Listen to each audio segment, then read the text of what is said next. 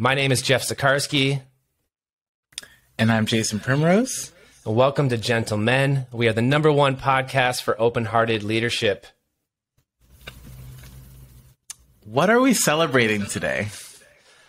I think I'm celebrating being able to start this podcast in a really real conversation and being able to tie it to the topic that we're talking about today. And I'm celebrating doing things out of order because my perfection mechanisms are like, no, we need to go back and we need to put this intro at the beginning because that's how it's supposed to be, because everybody listens to podcasts in a certain way. And I'm like, you know what? It doesn't matter. So I'm like celebrating letting go of that and just being with what is. I'm celebrating a few things today. I'm celebrating choosing for my adult this morning.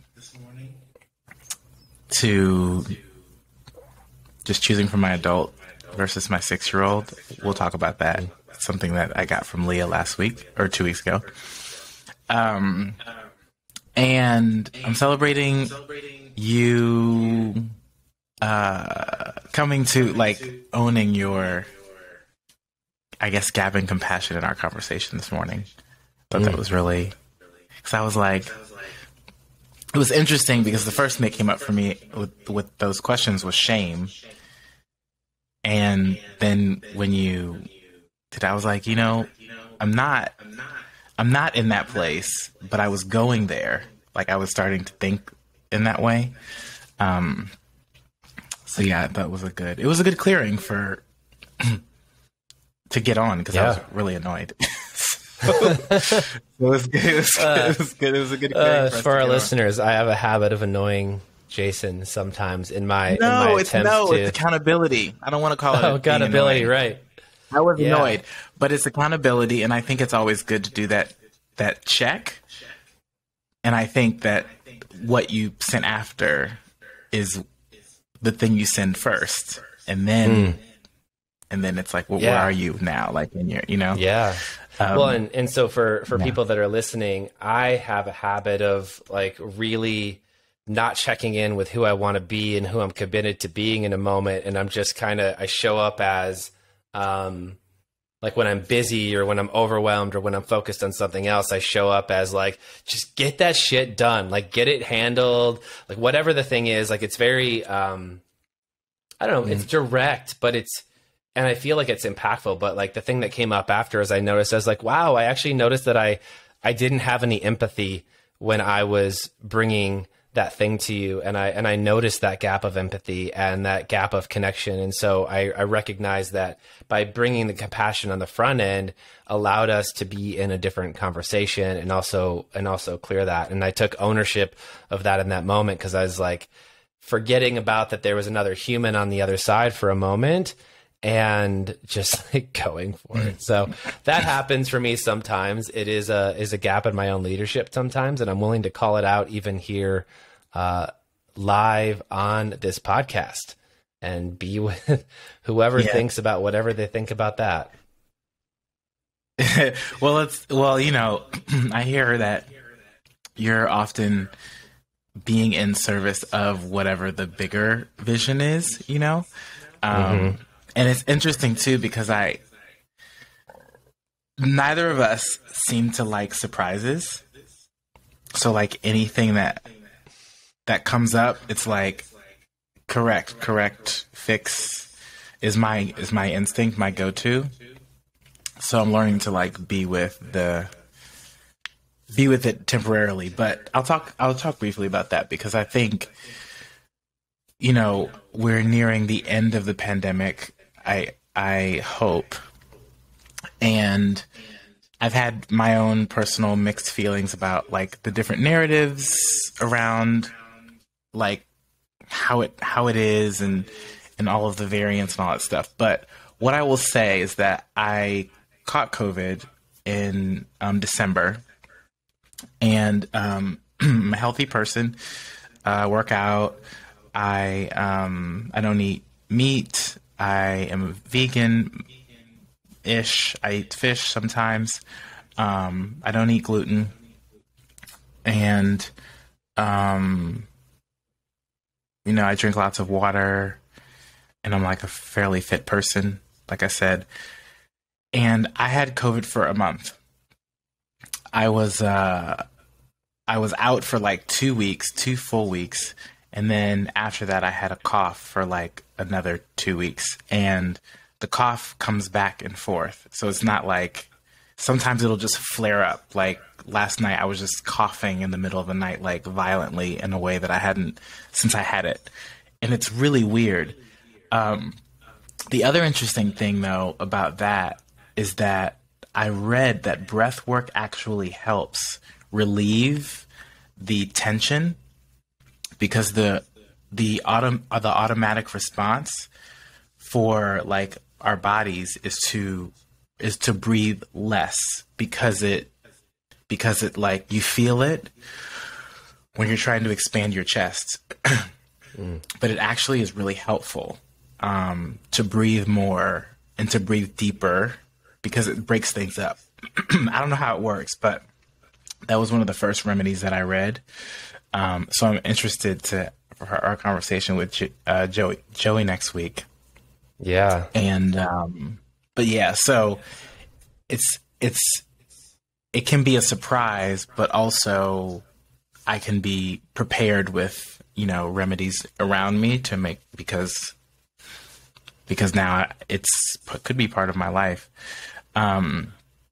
It's something that at my age, which we're around the same age, things don't always go back to the way they used to be.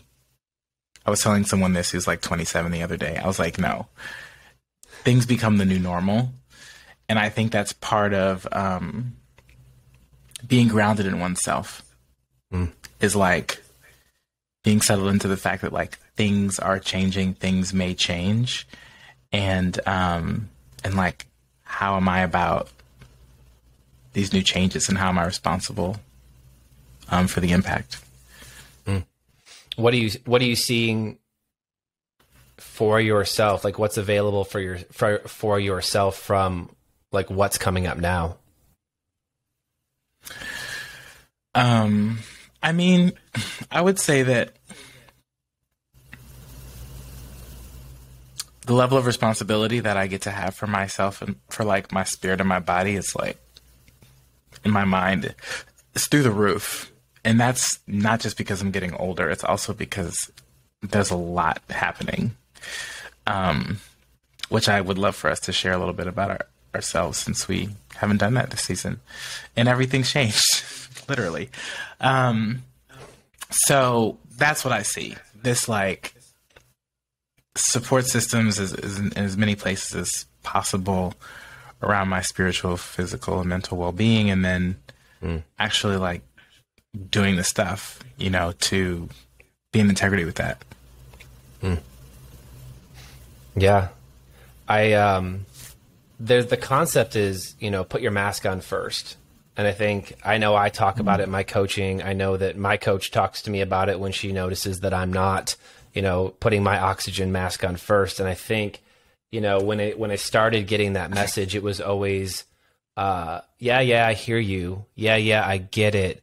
But I don't know what that means in my life. I think conceptually I took it as like, I get the idea, put myself first, and I'll, maybe go to the gym and maybe eat, maybe drink water. And like, these are some of the basics and these are some of the foundations. But as I've continued to grow and scale and even take risks, I noticed that in order for me to do so, my well-being needs to be even more on point than it did, say a year ago, because what it is that I'm up to and what it is that I'm creating. And I hear that for you too. It's like, it is part of growing a little bit older and having the body, not recover like a 22-year-old, but also it's like, if it's not just about recovering, then it gets to be about how I'm setting myself up to source every single day so that I can show up in my power, so that I can show up in my vision, that I can show up in my leadership. And when I don't do the things that I know are going to support that, it becomes a source of self-sabotage for me. Yeah. And so I love that transition. I think it'd be really great for us to be able to share what some of the things are that we're up to, because it is way different than it was a year ago. So I'd love to hear from you. You know, what are some of the big things that you're up to creating right now, and what are some of the things that you're adding in to your own practice of well-being to support how you show up? That's really great transition. I also want to note that, like, I heard preparation in that versus like being in the impact, but like being in preparation for this bigger thing. So since last year, I published my novel, 2050Z Time and Salvation, that I worked on during the pandemic. It is doing very well from the perspective of the people that are reading it are really enjoying it. It is, I would say, every author's dream to do two things.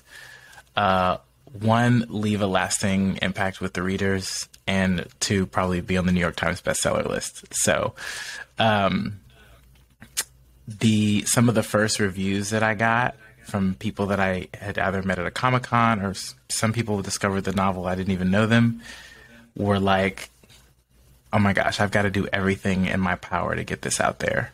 It was a really great revelation to come to, that like it's actually selfish of me to not go 100% on sharing this art with the world. So that the energy around that has been really different. It's not like anything I've produced before. And that energy, that like kind of that like gaseous burning sun of creative power, and all the collaborators involved has brought more attention to the series. And so now we're getting into NFTs. I have a literary agent. You know, we're looking for producers for some sort of adaptation. And just, you know, I'm running a Web3 company now, as we put into place this literature gamification that involves people being able to read the story and collect the artifacts from the novel. So it's been really interesting, because I went from being an independent creator, like I said in our first episode, to a CEO in about 4 weeks.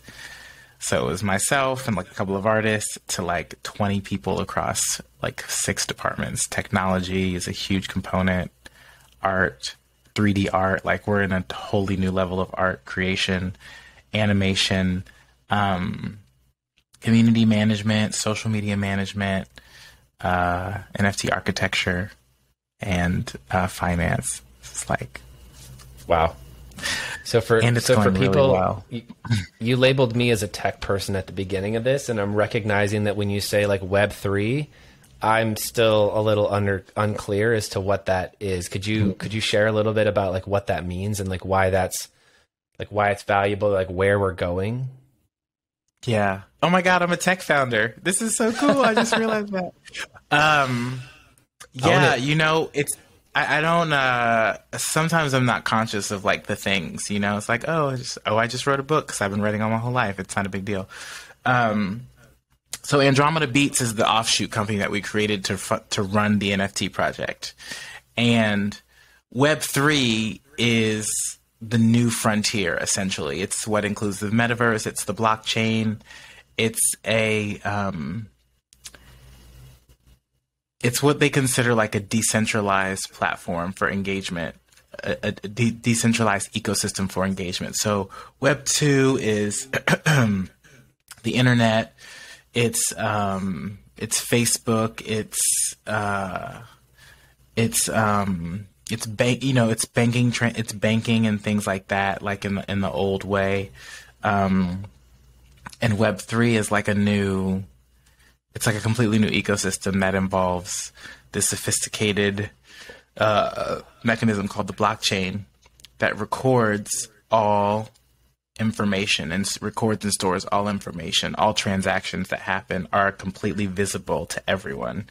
So anything that I do with regards to crypto, my wallet, is all searchable on the blockchain, but it's also all stored there. So there's this verification that happens directly between the user and the chain that you go through multiple mechanisms to do in other places. So like when I log on to my email, for example, or when I send money through my bank or pay for something, it hits like 6 places. You know, it's got to go to the bank's got to then verify the money, and then it sends it to the processor, and the processor, like, there's a whole thing. The blockchain, I send money to you. It's literally one transaction, and we can both see it. I don't know where my money goes when I swipe my card. I can't see all the ways, all the places that it goes. It also goes to ownership. So if you buy a poster from me, for example, for Lost Children of Andromeda, all you really have is the receipt or the digital withdrawal in your bank statement. But buying a poster from me on the blockchain is verifiable. Like you would get a certificate of ownership, possibly as an NFT, as well as a physical poster. So we know that like yours is real. It's not a copy. It's not bootleg. Like all of that. So it's an interesting. It's very new. I think a lot of people have been in Web3 for a little over a year or maybe more. I started getting curious about it in January of 2021, and that's when I started to learn. But it literally changes every day. Like a month in Web3 is like years. It's everything. It changes every day, literally. Contracts, wallets. There's a lot of uncertainty with phishing scams, and there's all kinds of things that happen in an industry that is completely new. And I'm like in the thick of it, building a project inside of this mass of unregulated, like, insanity. And It's really fun. Yeah. Yeah. So. I think I get most of what you're saying conceptually, and it still feels very like unknown and also possibility centric at the same time. And I think that the possibility is in the unknown, and the unknown is the possibility, and it's who we relate to ourselves as in the unknown, inside the uncertain, that dictates what we can create. And I hear that you're smack on a boat, like out in the unknown right now, just kind of chartering new waters. Yeah, and there's a storm every other day, it feels like. The other thing is I got an investment to put this project together. So I can't even explain to you what a DAO is, but just know that a DAO is like a funding source for different types of projects. Sometimes they're creative projects. Sometimes they want to get together and buy certain types of NFTs to have it's like a fund or a trust, where it's like, oh, we want to acquire a bunch of art together. Simply put.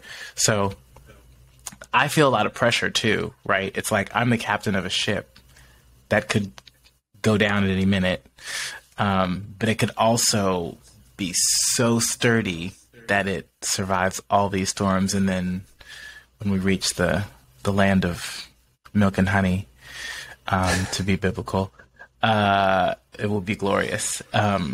So I feel like I've captained a few ships, and made it through, and this is no different. It's just like I'm used to not knowing what's happening. Like I'm just like I live in uncertainty. This is the greatest level that I've been in so far, but I also think that that's perfect for right now, because it's perfect for right now. It has to be. Yeah. It has to be. It gets to be. It's like there's no other. I literally asked for this. It's like I asked for all of it. The not knowing where I'm living, the digital freedom, the NFTs. This expansion of my universe. Our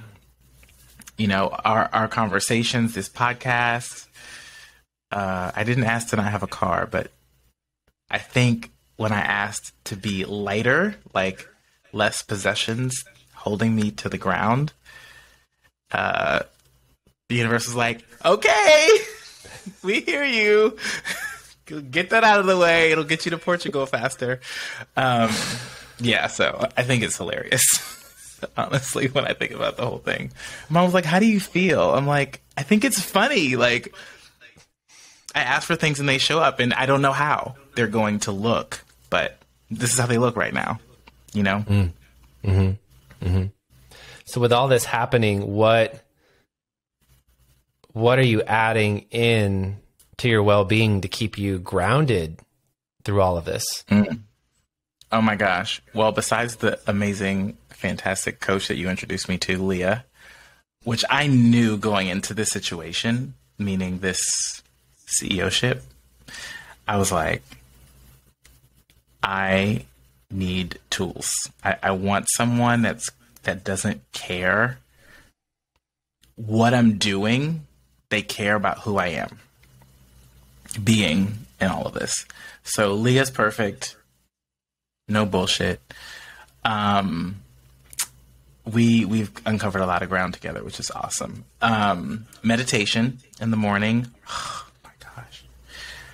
I have to say, like, that makes a difference. I knew it made a difference, but my self-sabotage mechanism, my SM, my survival mechanism, will discredit anything in service of my well-being. And so I would not meditate on purpose. Like, I would think about it and then not do it. So when I started making a conscious effort to meditate, it made all the difference in my presence and my being. It's amazing. And then something new is grounding myself throughout the day. Just feet on the soil, going outside. If I'm not careful, I could work for like 12 hours and not get up or not leave the house, you know? So, so those have been really helpful. And then just a little mini yoga practice of just stretching and some planks and stuff. Yeah, exactly. Sometimes I just do it right in the moment because it's like, I don't know when the next time I'm going to do it. So yeah, exactly. Moving the body, feeling it crack. Yeah, it really does, especially now. I feel the movement. There's some tightness there. Beautiful. Yeah. So what about you? What are you up to? What about me? Let's see. So a year ago, we were getting ready to do this podcast. The first session, the first episode had not been recorded. It might have been recorded. Maybe we did our trailer. We need to post that again so that people can go like listen to the trailer, because that was such a fun experience for us to do. But yeah, so much had not been created. My business looked drastically different. I was in a reinvention stage in my business. So for people listening, that means that I was clear that like the way that I was building my business, one, wasn't working, and two, I wasn't working with the people that I really, really, really wanted to work with. And what kept me from creating that is I had a story about the people that I really, really, really wanted to work with, that they were further along on their journey. They had made more money. They had, created cooler things than I had. And that somehow like I was intimidated by them. And in that moment, there was a fundamental shift that it didn't matter if they had achieved more or anything, that like the possibility of what coaching adds on top of somebody that has things really working, and what you can build from that level of partnership, as opposed to, everything's really not working and I just need to spend the energy getting it to a place of where it's working.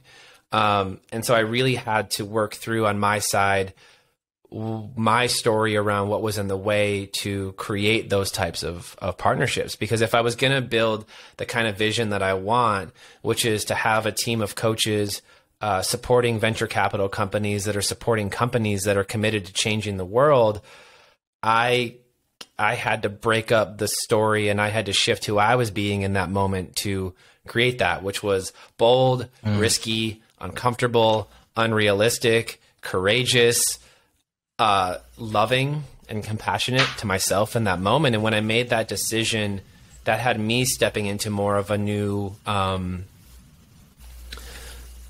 different CEO level role around that. And, but I got to do it not just from like being serious about it, but one of the big shifts for me is the amount of connection that I had to the process, and then the amount of joy that I got to bring into that process. Because like I was talking about at the beginning of this this podcast, is when I only get inside of the doing, the first thing that goes is being connected to the thing that I'm doing, the person that I'm in relationship with, or my own sense of joy and purpose. And when that happens, like I'm reliable to get things done, but I'm more of like a bulldozer or like a steamroller and not like a co-creator in that moment. So 2021 for me, and even 2022, has been about co-creation. It's been about relationships first. It's been about taking wild risks in vision, and where I've gotten to has been really amazing. Some things that I'll share that I've created is, yes, my coaching business, one, is filled with people that I absolutely love working with, that are creating things that are changing the world, and people that are like have products that are about to come out in the next few months that are going to disrupt different sectors of the financial industry in a way that makes things more equitable for and cost effective for people, so that wealth can look different in this world, and that access to wealth can look different in this world. And like, that's the commitment for the type of people that I work with. And I remember back to when I almost reached out to that person and said, hey, I want to work with you. Like, let's actually get on a call and see if we're a great partnership. I almost didn't make that phone call. And so for me, it's been constantly leaning into who I get to be, who I partner with. So we have the coaching business.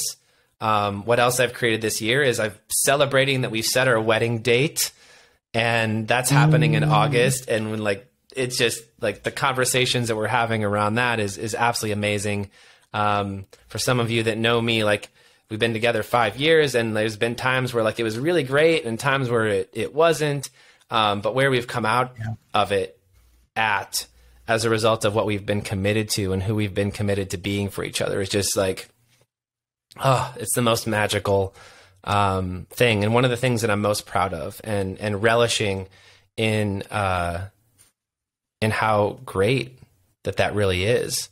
Because I think it's easy to come on and just talk only about business. These are the things that I've achieved. These are the people that I'm working with. And like, I really want to celebrate that relationship with Casey as well.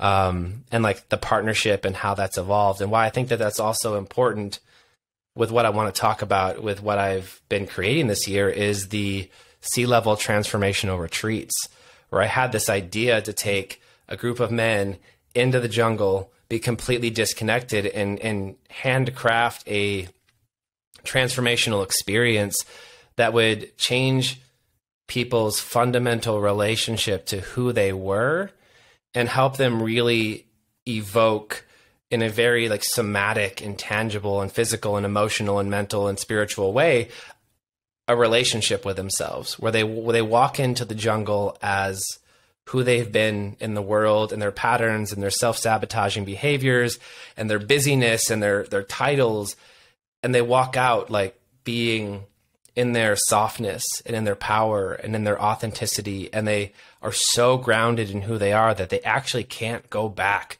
to living the life that they used to live, because it doesn't work.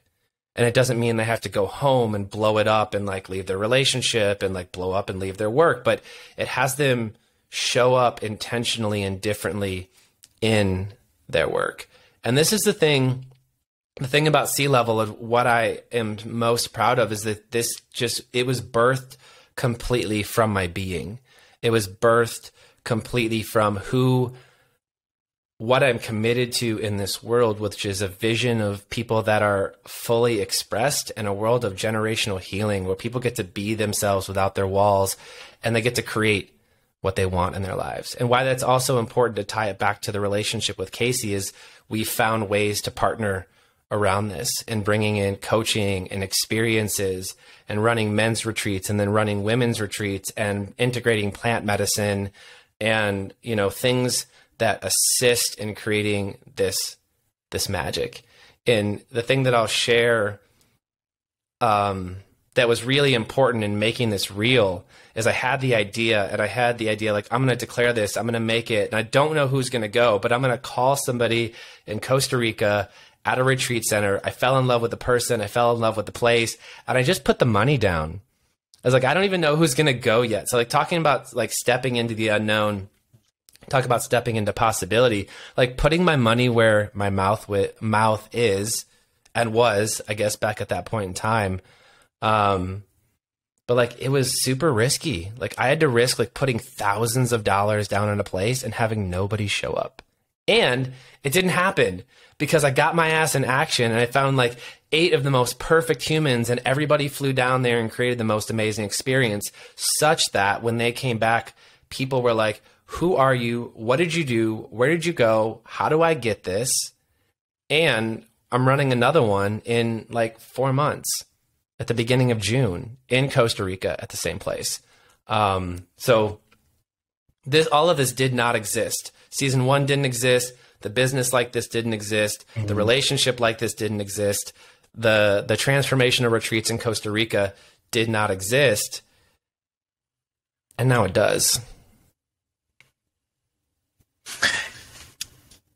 I keep thinking about the fact that we met 2 years ago around this time. And I remember when we first met.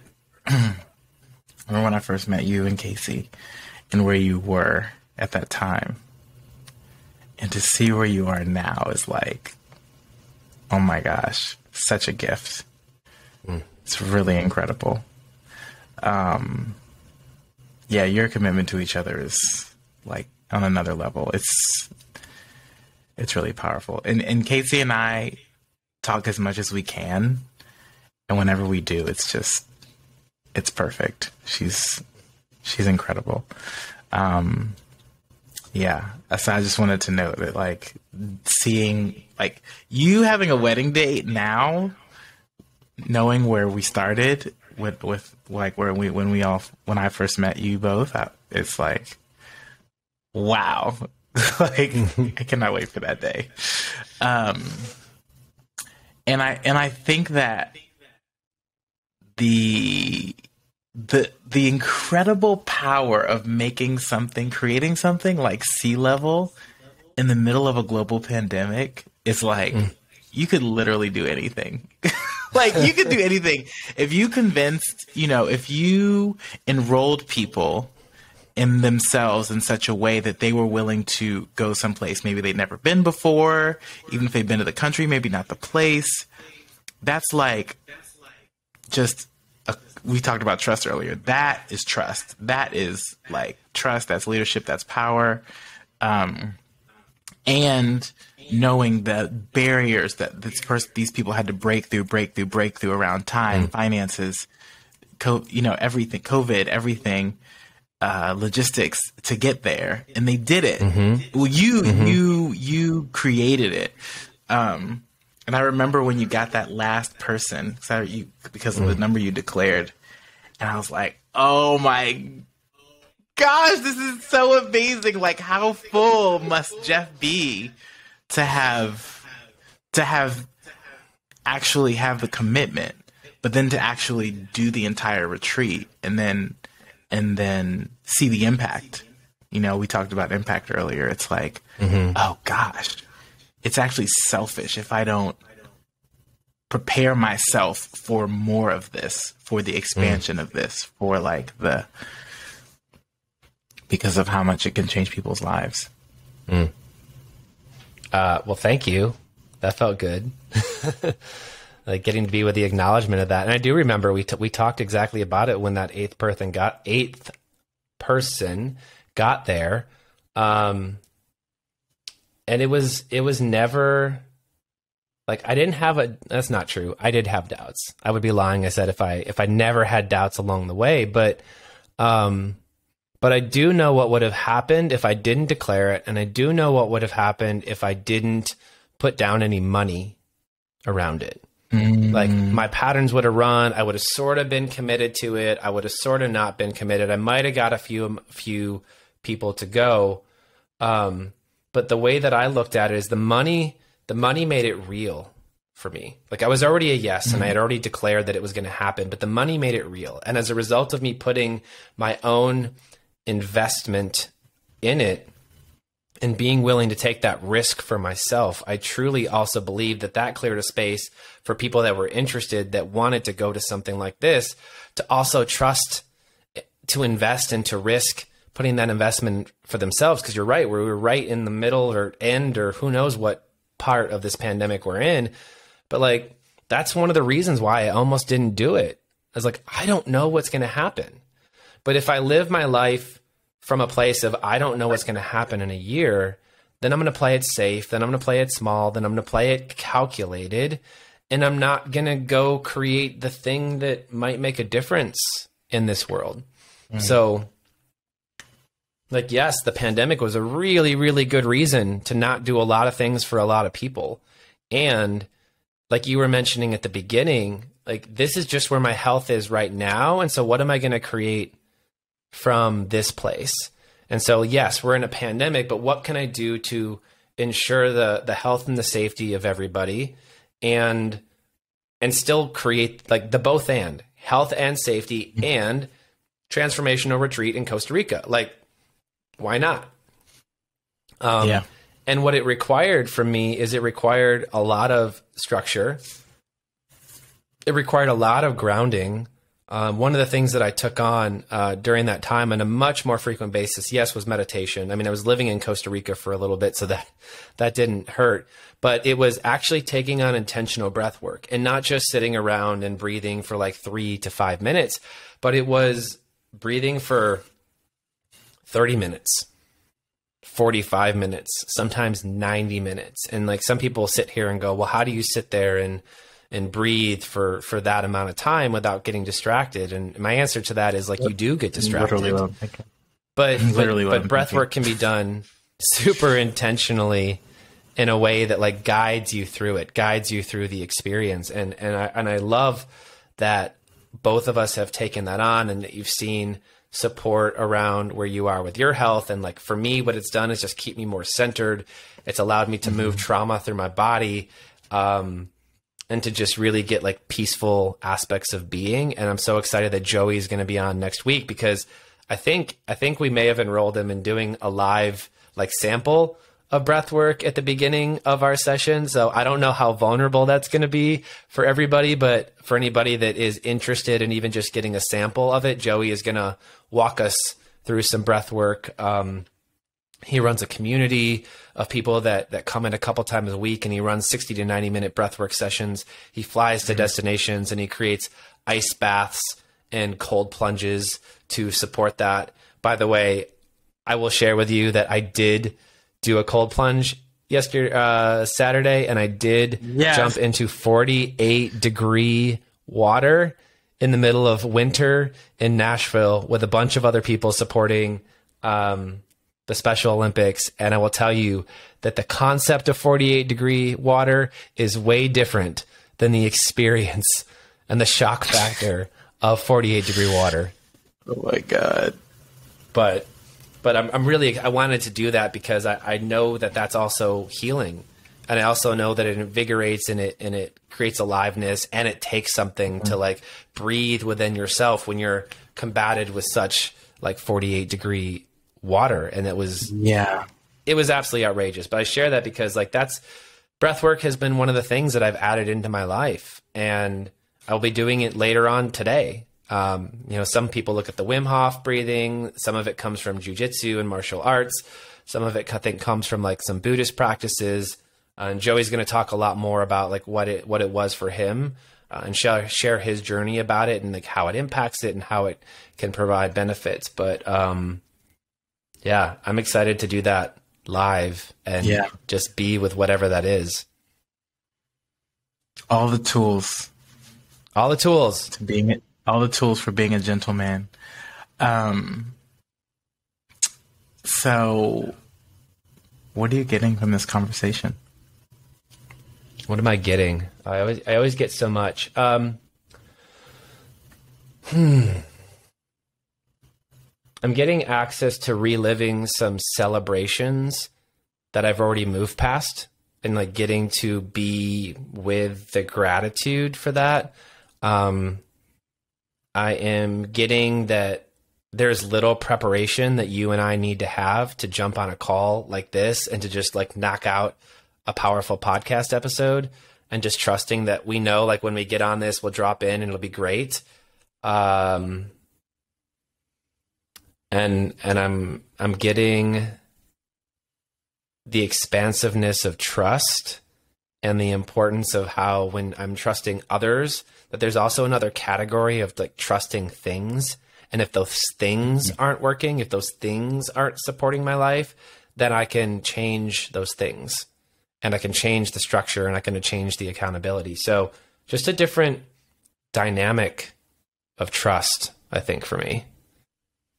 Mm-hmm. How about you?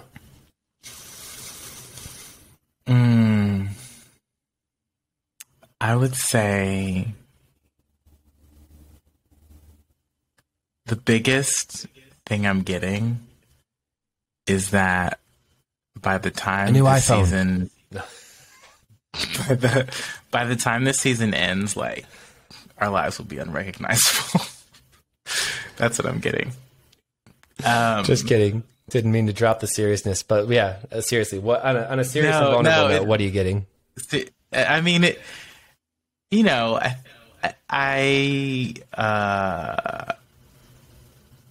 there's just like so much commitment, and such big vision for all the things that we're doing, right? I think about people like Nick and Joey, and what I see is like Jeff flying around the world doing the plant medicine retreats, like the magic that you do. I see you as that person, being asked to be on podcasts to talk about, what you're creating. And so it's interesting because, I went to I'm not supremely religious, but my ex Kevin, who we had on the show, he launched his church. So it's fully live. And so I went to the opening event on Saturday, and it was at this beautiful church in downtown LA. And the experience was so magical. It was freaking awesome. He had the bishop from Chicago, I think, or Minneapolis, come out, and the sermon, I was just like, wow. And I say this because he told me, he was like, you have a gift of seeing, like you can see things that don't exist yet. And he said, you're able to activate, you have a power of activating people, just like activating their power. It's just funny because I think about like evolutionaries. And for some reason throughout this conversation, all I've been seeing is this like future version of you that is just completely, I don't know. I can't even really put it into words, but it's this like very prominent human that's making a lot of changes and impact in the world, and then being celebrated and recognized and acknowledged for that, like on a really large scale. Yeah. So that's my gift here. Thank you today. I'll take it, and I'm committed. Yeah. And just because we can, give everybody here that's listening Kevin's like Instagram or something so that we can send our listeners to go, celebrate the launch, because Kevin was somewhere in the middle of our season, and this, like Jason said, like it didn't exist yet. And so the people that we're having on here are also committed to creating big things, and we want to celebrate them and we want to acknowledge them. So Jason, give us a little bit about where to find Kevin as well. Yeah, it's I believe it's Powerhouse Church of Los Angeles. Powerhouse LA is the handle, I'm pretty sure, on Instagram. And it's an inclusive church and inclusive non-denominational church that is now based in Los Angeles. And so you can follow them on their socials to see where they're going to pop up next. It's kind of like a pop-up church. And they'll be doing it every Sunday, which is like, oh my God, the commitment. It's amazing. Yeah. So, and then what I'm getting for myself is like that what I want for my life will continuously require things of me that I've never done before. Like always. That's the space that I've been living in. That's the space I'll always live in. And so I'm starting to see where the resistance happens, right? Where the breakdown happens, where the self-sabotage happens. And it's most often within my own groundedness or my own, my own self-care, so. Beautiful. Well, I can't wait to do that next week with Joey. Yeah, absolutely. Cool. Well, you want to close us out? Sure. Why not? So if you're listening, we'd love to hear about what you're getting from this conversation. We always love offering a space to share. You can reach out to us by emailing us at gentlementhepodcast@gmail.com. You can find us on Instagram at gentlementhepodcast. You can see us all on Facebook. But there is an opportunity to, one, be able to celebrate and to acknowledge what it is that you got from this conversation. But feel free to bring your declarations, your visions, because we'd love to find a way to stand and support that. We can champion and acknowledge you along your journey as you step into being a gentleman today. So make sure to follow us on all the different socials, especially Instagram. We're definitely going to roll out some really amazing stuff there.